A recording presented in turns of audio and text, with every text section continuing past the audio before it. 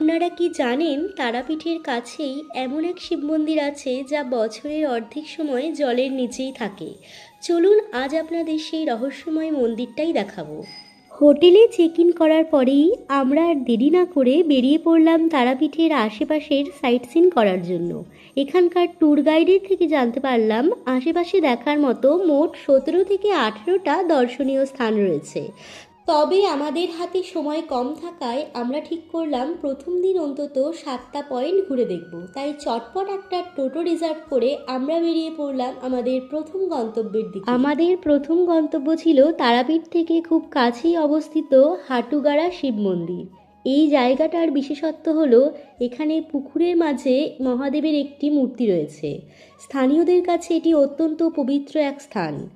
মন্দিরটির নাম কেন হাটুগাড়া জানেন? কারণ কথিত আছে সাধক বামাখ্যাপা এখানে হাঁটু গেড়ে বসে মা তারার সাধনা করতেন।